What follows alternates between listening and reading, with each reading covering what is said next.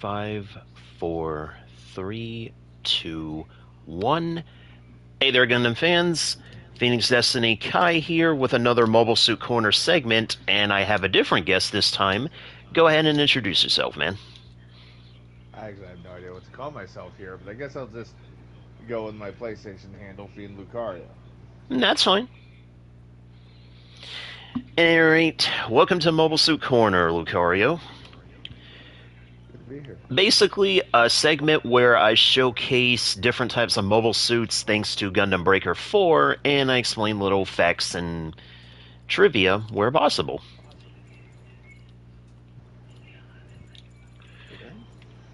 Let's see. And as far as today's topic, even though I just did the 1 Year War segment and I figured it'd be appropriate to go in order, eh, I don't think switching up is too out of the question. So, that being said, we're going to start with the Unicorn units because, well, that's the series that you're most familiar with.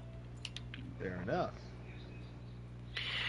So, let's not waste any time and let's get this thing started.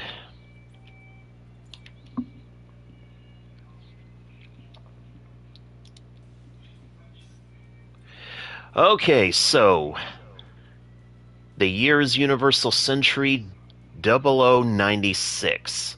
3 years roughly after the Axis shock happened after the climactic battle between Amuro Ray and Char Aznable, and respectively their new Gundam and Sazabi. A miracle happened on the Earth and everybody witnessed it. 3 years passed, a relative peace was maintained, and then it all came to a head when there was a young boy that was in college by the time named Benager Lynx. So, take it away from there, Ryan. How, like, Sorry, where were we? specifically. Okay, so I already introduced. I already Yeah, I know. introduced us where we are. Like, yeah, the year's 0096, and we have a brand new face on the scene. So, like I said, take it away. Like, who was Benager, and why was he relevant to the titular suit itself? It's actually kind of interesting because it's a bit of a unique setup, in my opinion. Do tell. Benager already, from the very beginning of the Unicorn anime, with the OVA series, um, he showed signs of new type potential from the very beginning. He was able to sense that there was a mobile suit flying around in the background when he was at school, I believe it was. And he's a bit unique as a pilot as well because he does he does not like the idea of killing anyone. This is true. He Yeah, may he, be one of the most outright pacifistic protagonists in the Gundam franchise. unlike a certain seed pilot, but that's for a future Mobile Suit Corner. But It's also anyways, very interesting because the Unicorn Gundam was actually custom built by the Vist Foundation and one man in particular, Cardius Vist. hmm. The I believe was he the son or the grandson of Siam Vist? He was indeed the grandson of Siam Vist, who, by the way, Siam is deeply tied in with the history of, well, Universal Century as a whole, because technically speaking, for those that watch the anime, they know the anime shows that all of this technically started as way back as Universal Century 1, with Year a one. certain incident that happened on a satellite, specifically the satellite of Laplace. Mm-hmm.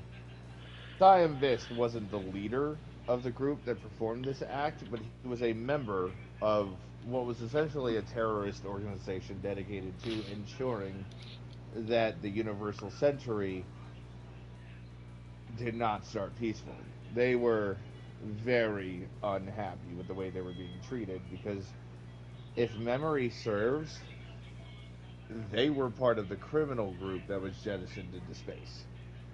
Yeah, because at this time, the Earth Federation basically didn't have anybody to oppose him yet because Xeon didn't exist yet, and the Republic of Moonzo wasn't established yet, as was shown in Gundam the Origin. Yeah. Which is why Siam's group decided to bomb the satellite of Laplace in an attempt to destroy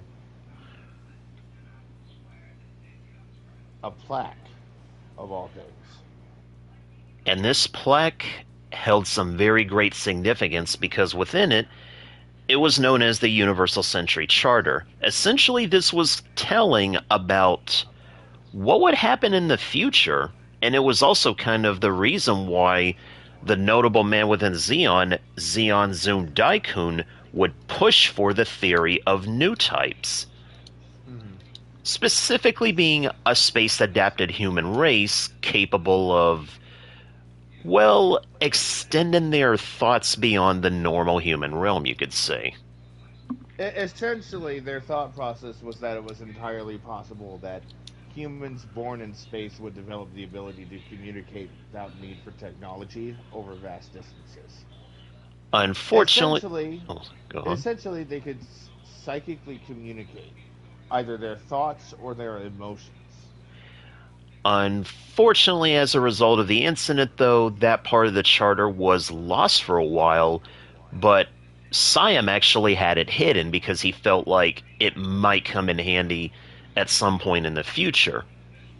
Mm-hmm. And then, This is where fast. this is where things get interesting because over time, he began to more and more use it as a bargaining chip when dealing with the Earth Federation, essentially strong arming them into letting him form his own group, the Vis Foundation.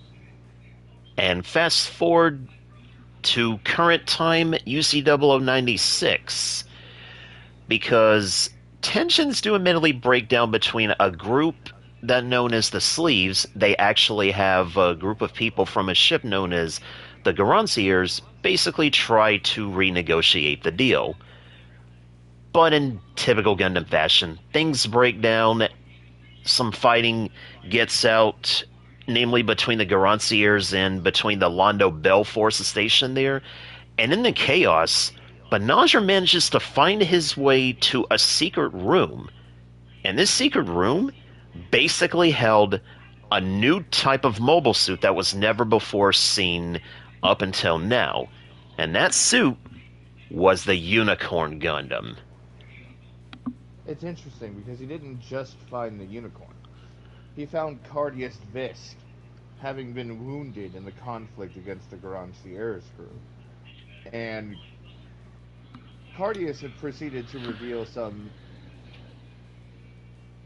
at this point, unknown information to Banagher. He revealed,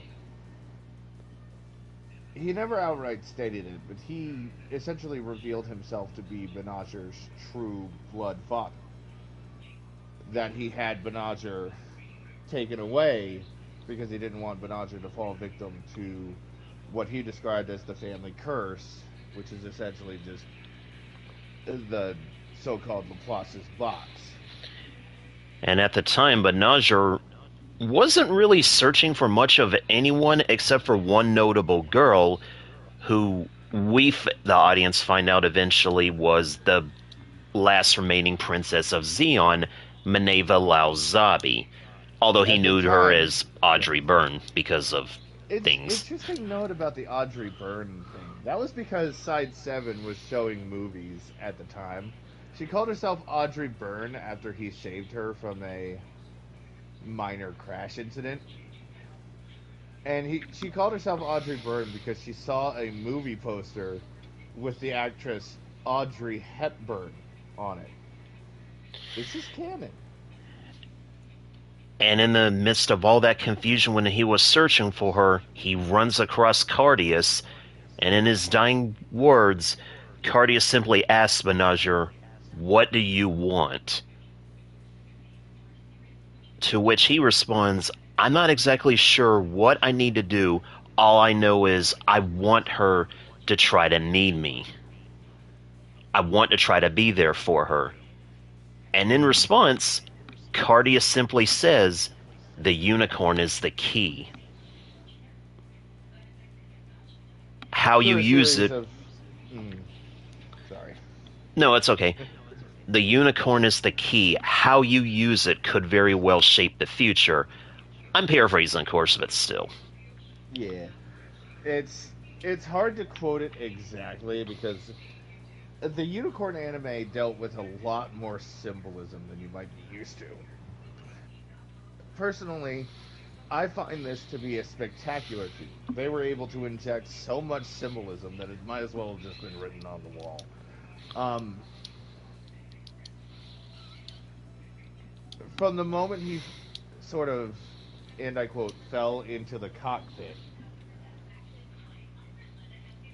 Cardius actually proceeded to. He didn't just fall in. Cardius pulled him into the cockpit and set the unicorn's programming to only allow Benager to pilot it. The first Because instance of. Sorry, go ahead. the the fascinating thing about this particular moment is that it implies that Cardius did not want either the Earth Federation or the remnants of Xeon, the sleeves, to get their hands on the suit. Because as we all know, the Earth Federation will do pretty nasty things if given power. This much we see in Stardust's memory. Right. But on top of that, Xeon couldn't be allowed to hold this either because, for all intents and purposes, well, a lot of the more negative traits of Xeon was eliminated across the 1 Year War and even Hamon's Crazy War. But unfortunately, there was still a lot of people within Xeon that kind of resented the Earth Federation, so it was Of kind of course a they sticky did. situation. Of course they But did. They wanted to form an independent nation essentially in the space, and it likely would have gone well if it weren't for the Earth Federation getting a little power hungry. yep, and when he set foot inside of this cockpit, well, Banagher was also able to unintentionally activate a secret feature of the unicorn that fans familiar with the side story Blue Destiny and also familiar with the PS3 game Missing Link, they know of a special ability back then called called the Hades system and exam system. Those things was precursors for the unicorn's signature ability and what makes it appear as a Gundam.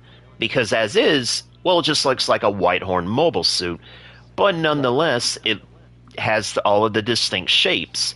But when activated, it transforms and it becomes, living up to its name, Gundam, the NTD system. NTD stands for New Type Destroyer. It was programmed in as a way, as sort of a defense mechanism against the way both the Earth Federation and Xeon have been doing things.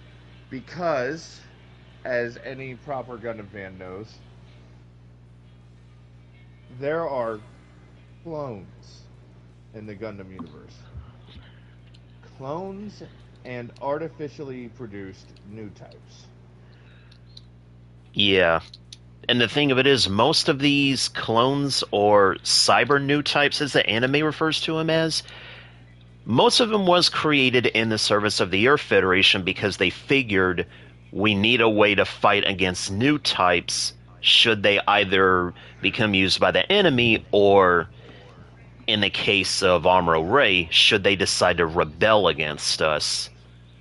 And initially, that's what Exam and Hades was created for, but they were imperfect because Exam just straight up made the notable pilot of the Blue Destiny, Yu Kojima, he went insane for a little while because he kept hearing the cries of a new type that was actually trapped within the machine known as Marion Welch. Fast forward a little bit, Hades didn't do any of that, but unfortunately, the girl that was inside pretty much became a puppet of the Pale Rider. And present time, NTD is the refined form of it, because it doesn't even activate unless it's in the presence of a particularly dangerous new type, or in the case of the first episode, as Banagher found out the hard way, in the presence of a rather skilled cyber new type that goes by the name of Marita Cruz Mhm. or Puru 12. Yep, she was the 12th clone of what was her name? I actually don't remember the original woman's name. But No, my I just said no. what I I just was said going it. to say, She yeah, she was just a Puru clone. well, yeah, but the thing about the NTD system is that the NTD system would actually take over the entire operating system of the unicorn suit. And as we've discussed, it was an anti new type weapon meant to be used by those who can give off what are called psycho waves. In other words, new types. Now, the difference between cyber new types like Marita and true new types like Amuro Ray or Char Aznable, for example, is that for a cyber new type, the amount of these cycle waves that they can give off is limited. But for a true new type, there is no limit.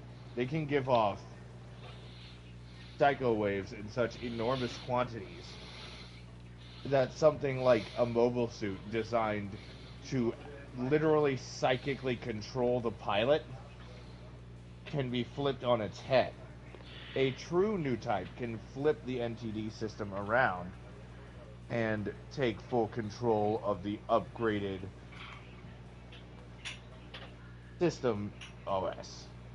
This is even reflected in the color of the Psycho frame of the Gundam, by the way, because initially, as you see here, it was basically glowing a bright red. In fact, a theory I had for the longest time is that whenever NTD was activated before Banagher's awakening, that color red was synonymous with blood. Like, the unicorn was straight up a berserker before Banagher controlled it.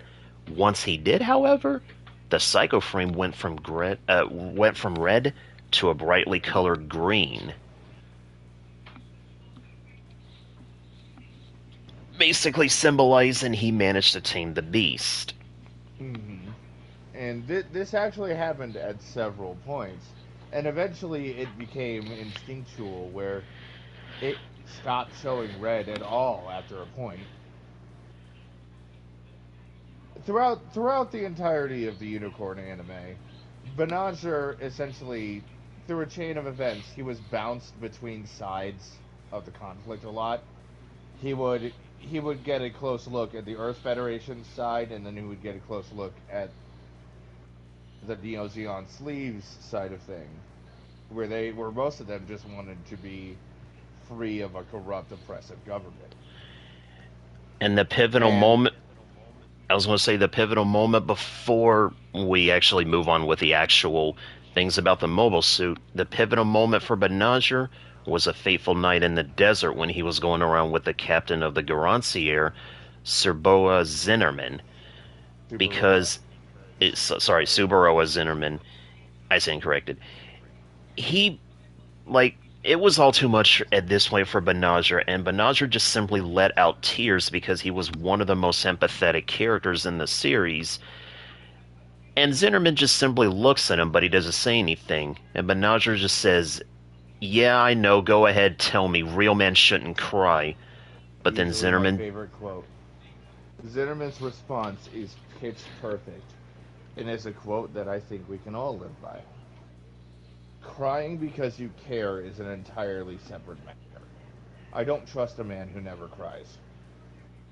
and it was at that moment that forever sealed Banagher's destiny because he knew at that point he could change. Later on, there was a major battle in this Garanciers versus Earth Federation conflict, or not Garanciers, Neo Zeon Sleeves versus Earth Federation. Um, My ADHD is kicking in a little bit. What I'm trying to say is that the Battle of Torrington was one of the most major battles in this Sleeves versus Federation conflict, right? One of the things that is shown is that no matter how advanced a mobile suit is, and the Unicorn anime took express care to emphasize this, in the hands of a relatively less skilled pilot, they can still be overwhelmed by previous technologies. Keep saying things. I have to take a small commercial break, by the way. All right.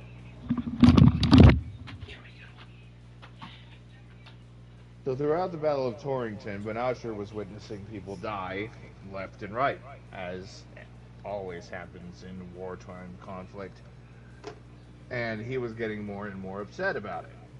Now, at this point, Banasher hadn't fully realized the gravity of war and why it would happen. He just found the mere idea of people fighting until they die to be completely pointless and very sad. He came across a member of the Sleeves wielding a mobile armor.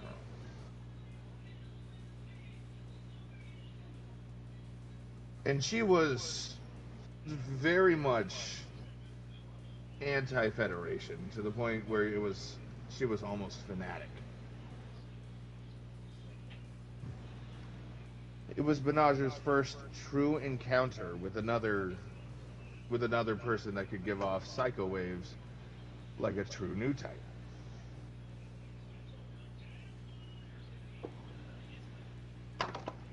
And the entire time they were face to face, he was trying to get her to stop, to lay down her arms, essentially, to calm down.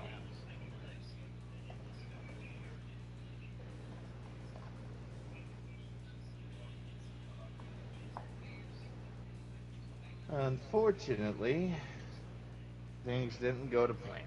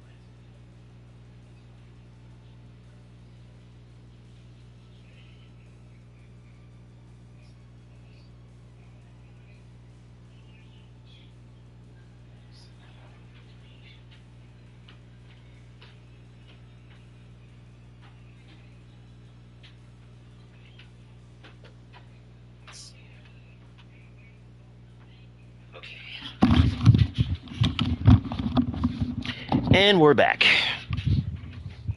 Hey, uh, I do apologize for about that. question. Yeah, no worries. What was the name of that girl from the Battle of Torrington, and what was the suit she was piloting? I know it was a.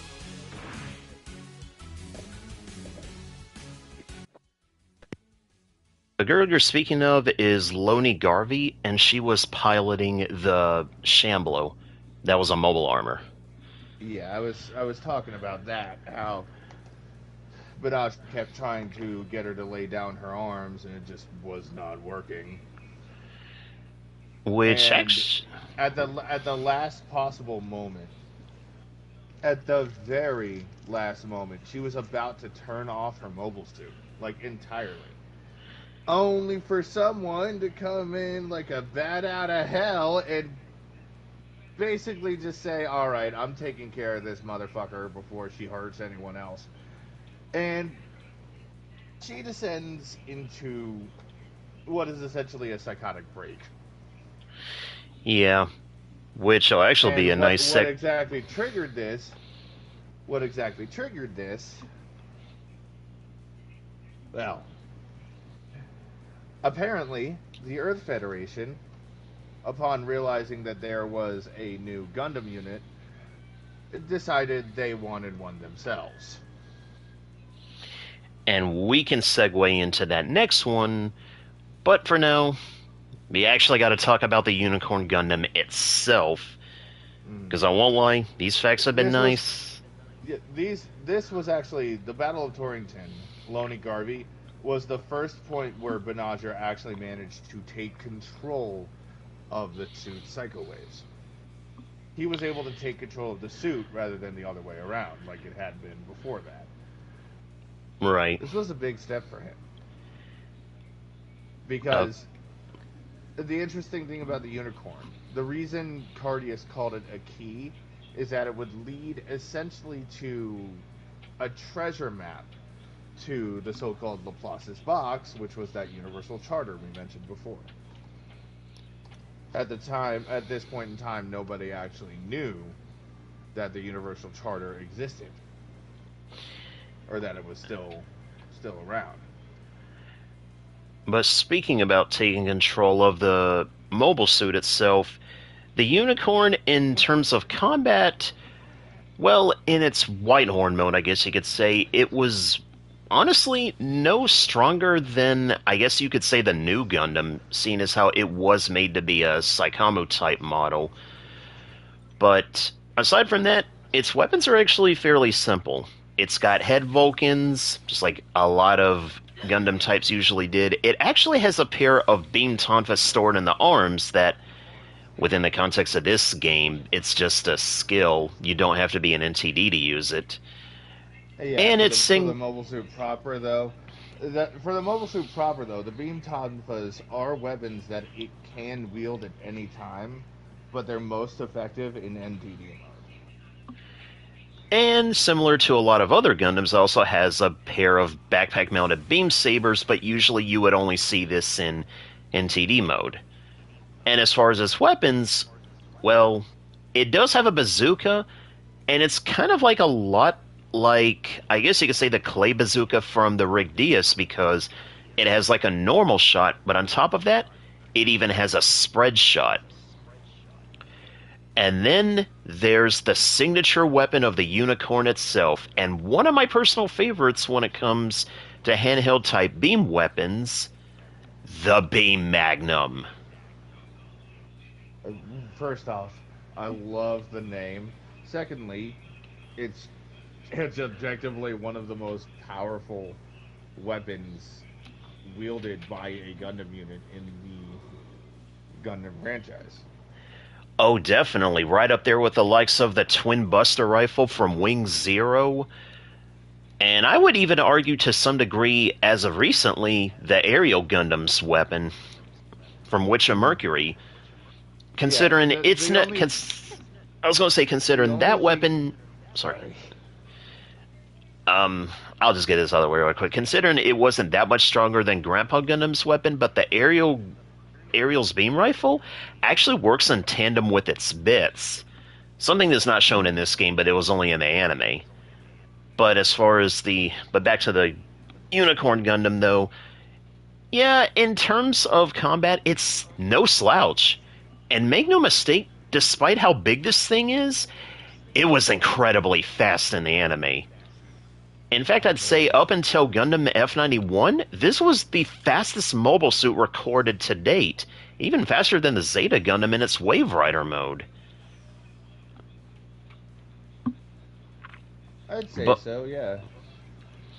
but yeah, as far as how it's treated within the context of Gundam Breaker, it's got all of the skills that I showed you, including NTD, but on top of that, it even has the eye field ability, which, for those of you that know, the Big Zam back in the One Year War had a beam defense known as an eye field.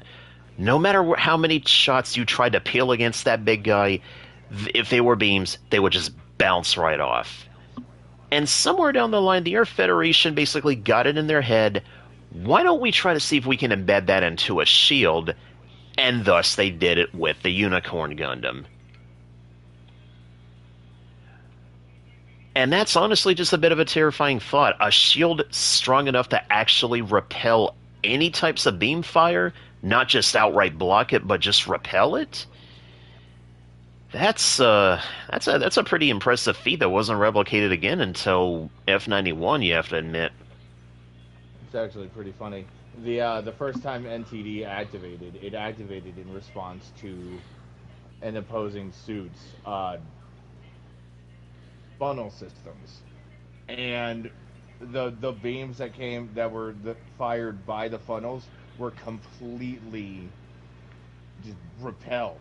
They weren't just blocked, as you said, they were repelled, and it was actually a pretty cool looking scene, all told. And that's unfortunately one facet of the unicorn I cannot show in the Breaker games, because for whatever reason, Bandai Namco cannot be bothered to code in a funnel jack feature, which was an This is important thing Bandai of Namco NTD. we're talking about. They don't care. I figured if it was a Which is a UC thing shame. that I figured if it was a UC thing they should, considering it feels like that's what they have a They should. bias for, but Yeah, whatever. there's no denying they should care because it would earn them quite a lot more money. But But at the same time, yeah. they, for whatever reason, don't see it as worth the effort. But that's a topic for a podcast, not a Mobile Suit Corner, admittedly. So That's all a I can topic for say a Joe Rogan Rage podcast. so all I can say is the Unicorn Gundam, pretty powerful mobile suit, both in universe and even within the context of Gundam Breaker. And it has a form that I'll be switching to right now, considering it was, well, you could argue it's not technically another form per se. It's more or less, I guess you could say, how do we put it? A hardpoint function?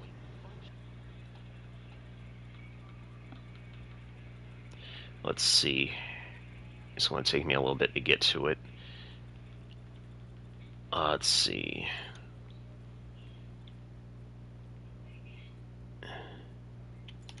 All right.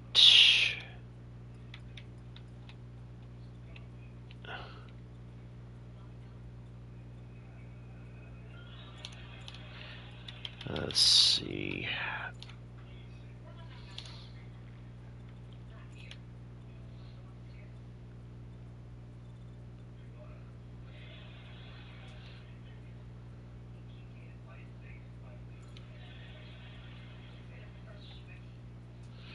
Let's see. I actually got to switch the arms out for this also. Um,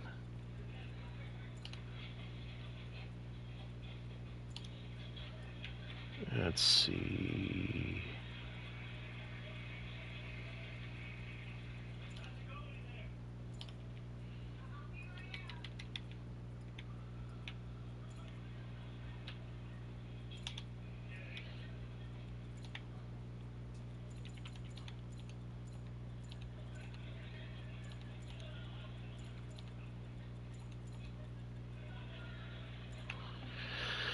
Okay. now that I'm back from the garage and assembling this mobile suit, this one doesn't need a lengthy introduction this time, so all I want to say is during one of the battles in Gundam Unicorn, it was becoming apparent that Banagher was going to need a little bit more firepower considering the main antagonist was getting ready to roll out a mobile armor. And in response to this, Yeah. We'll talk and about that mobile armor later on at a later date. yeah, But let's just say it is one of the most busted pieces of tech in the entire Gundam universe. and in response to that, the crew of the Nail Argama decides to give Banagher a bit of an upgrade, so to speak, and it becomes the full armor unicorn. Now, it's basically just an attachment upgrade with the booster backpack and a few various weapons that, admittedly, you take a look at this thing, you wonder, how is Banagher able to handle all of this? Well, honestly, he just does it like one weapon at a time. He doesn't use it all at once like how the Breaker games does. Yeah. But It's also interesting to note that at this point during Unicorn's story, Banagher has full control of his new type powers as well as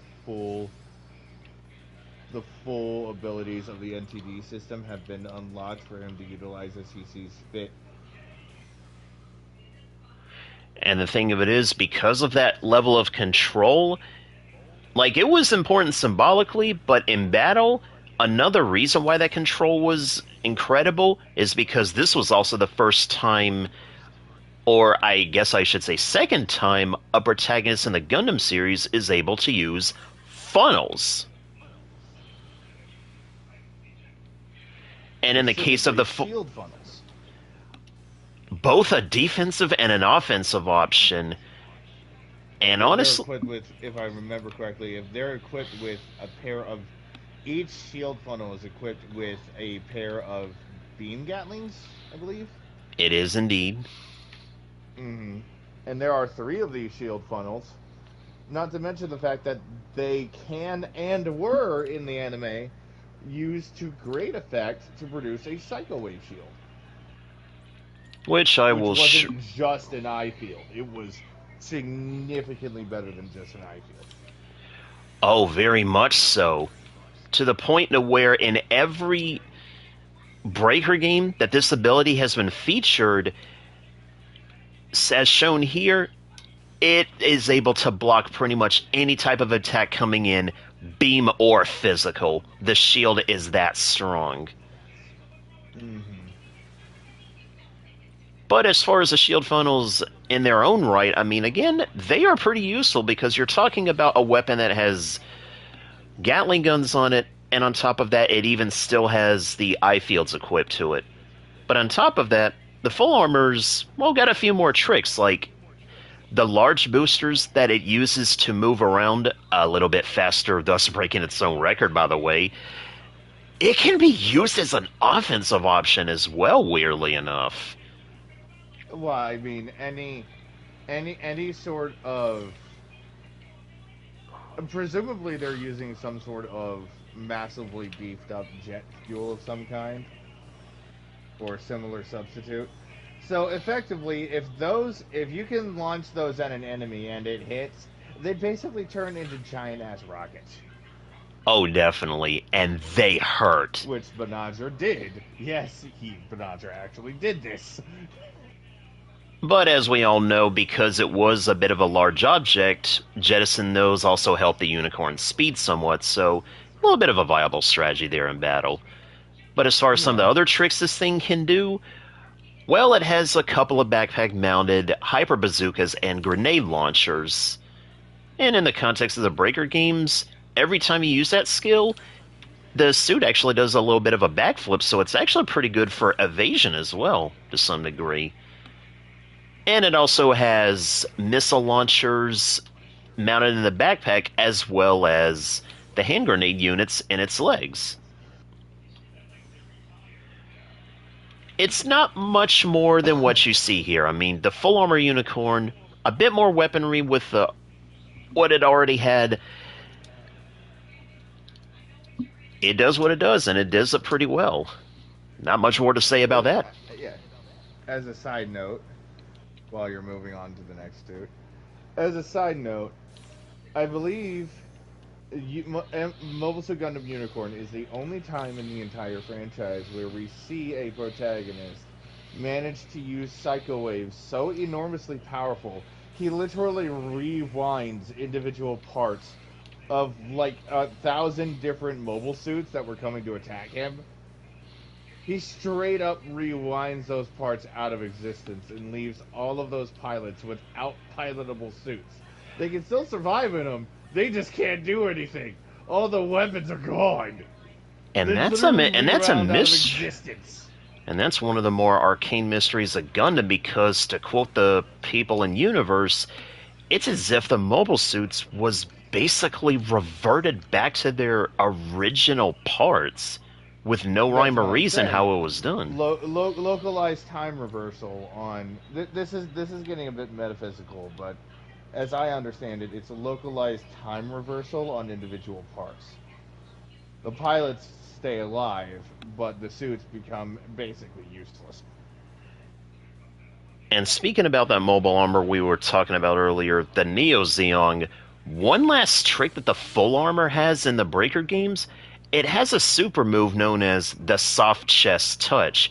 Basically, when Benager didn't offer his beam saber, and he just decides to go all G Gundam on full frontal, to where he uses his bare fists and the energy of the Unicorn Gundam to basically rip apart the Neo Zeong. Jeez. It is a powerful ability. And within the context of the game, it also activates NTD for a little while, so that's actually pretty cool. But yeah, all in all, Unicorn Gundams is one of the Unicorn Gundam is one of the strongest Gundam types of Universal Century. That sadly, as of narrative, well, it no longer because it got sealed away and became. But at any rate, going off of what Lucario was talking about earlier, going back to the Battle of Torrington, there wasn't just one unicorn type Gundam. There was a second one, a black Mm-hmm. colored one. Yep, this one made by the Earth Federation for their own purposes. And this one had a slightly different motif in the Unicorn Gundam. This one had a motif of a lion. As I said before, it was very heavy on the symbolism.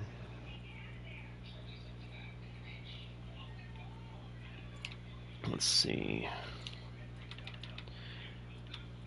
Now, in terms of abilities, this one is similar to the Unicorn Gundam, so I don't have to showcase too much more on screen.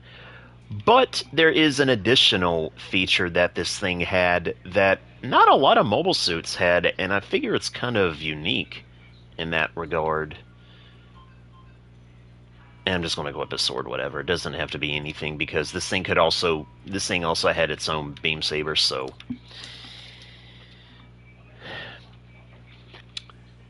here's the mobile suit, the second unicorn unit, the Banshee. And honestly, between the two, I kind of like the Banshee's coloring a little more because it kind of reminds me of a Titan's paint scheme. Like, I don't like the Titans themselves as a whole, but, well, they had some admittedly cool paint schemes on their suits, but that's something for a different day. As far as what else the Banshee could do, it basically has a big claw on it. Oh, actually, wait, I forgot to equip it. Excuse me, I gotta go back to the garage for a second to get that claw. But the weapons are known as the armed armors.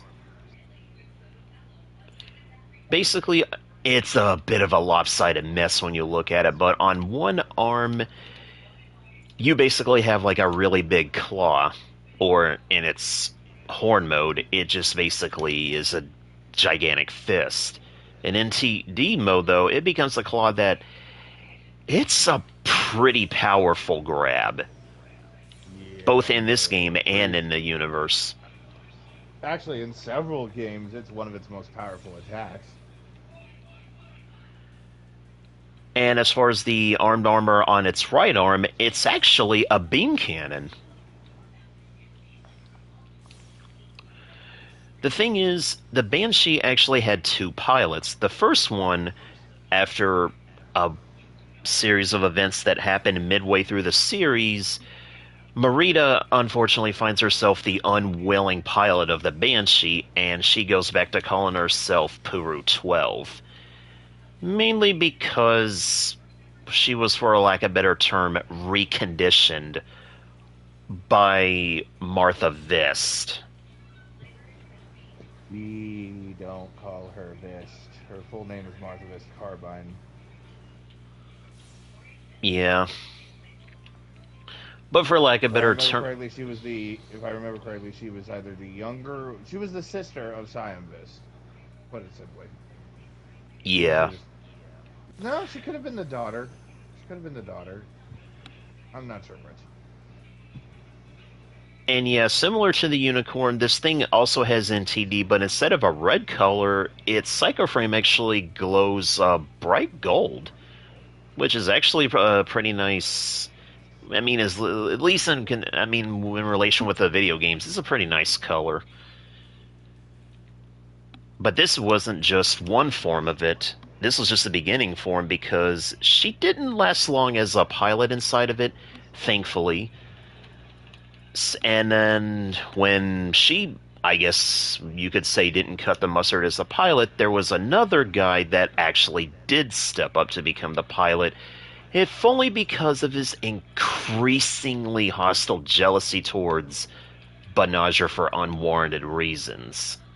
It wasn't just increased hostility. He was having a bit of what I like to refer to as sanity slippage at the time. He Mm-hmm. was because the pilot in question is a man by the name of Riddy Marcinus, and the Marcinus family is very important to the Earth Federation's history because they're the ones who struck the deal with the Vist family and their foundation.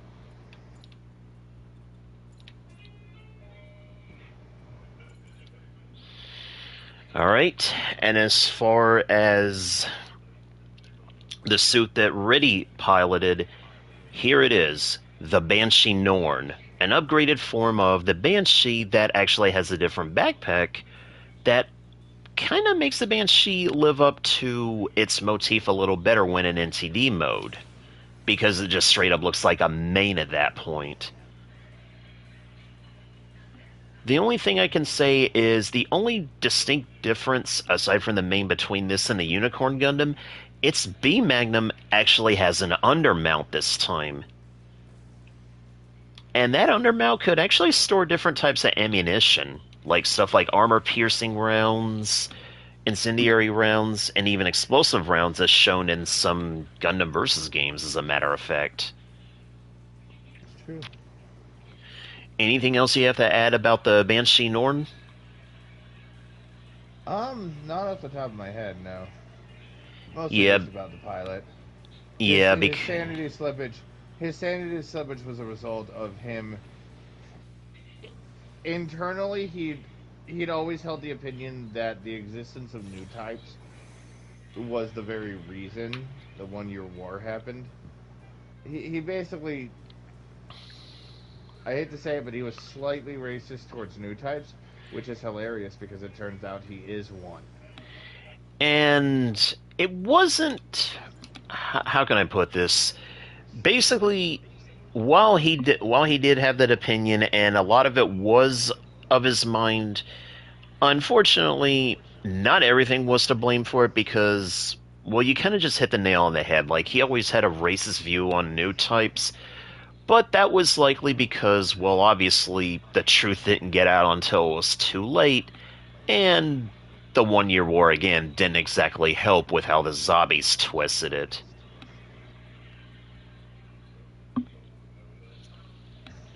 Hey, you're not wrong. But yeah, the Gundam Unicorn and the Gundam Banshee, two of the most important of two of the most important suits of symbolism within Universal Century. But the thing of it is, that wasn't even like the only two of them. Because the thing of it is, as narrative showed us, even though I can't show that correct version in the game, there was a third, the Gundam Phoenix. And the reason why this one's even more symbolic is because, well, for those that's watching, what would you say if I was to tell you that somebody technically managed to predict Operation British all the way before the 1 Year War even happened?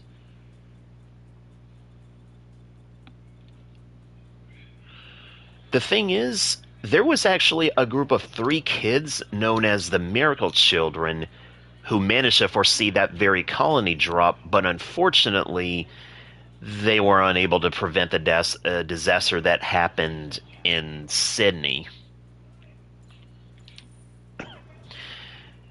And through some testing of Psychombu type mobile suits, I mentioned earlier that there was one girl during the 1 Year War who became trapped within a mobile suit known as the Blue Destiny. This next mobile suit I'm pulling out is an example of another one that a new type gets trapped in, and it's the final of the Unicorn units, the Phoenix. It's interesting because it's actually spelled Phenex, which is interesting.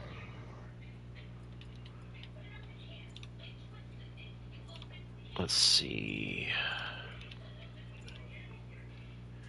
Now, one thing I will go ahead and preface this with, seeing as how this is just another Unicorn unit, this thing doesn't have that many more tricks compared to the other Unicorn Gundams, so I'll just keep this brief as to what's unique about this suit. First off, its Psycho Frame color is actually colored blue. And not to mention, as you notice, the mobile suit's golden, so, you know, insert joke about Lieutenant Quattro here. But on top of that, though, another feature about this thing, or two features, is that this thing could use the Armed Armor DEs as funnels, kind of similar to how the Full Armor Unicorn could use its shield Gatlings as funnels. But on top of that, the Phoenix basically has one last trick that definitely sets it apart from the other two units. Its super in the Breaker games is known as the Rainbow Wings. Basically,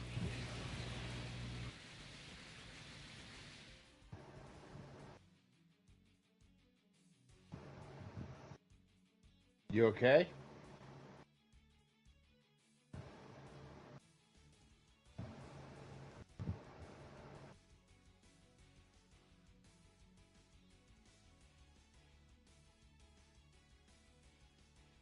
I think you muted yourself, man.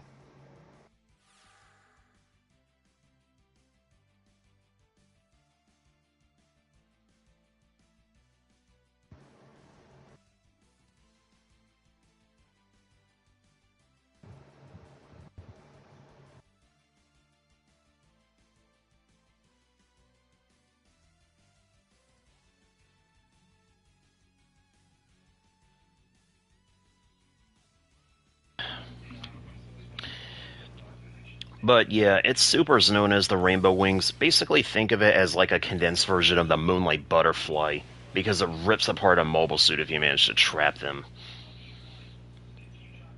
But unfortunately, though, that's all the time we have for Mobile Suit Corner today, because we did kind of inject a little bit of history in it. So until next time, this is Phoenix Destiny Kai and Lucario signing off.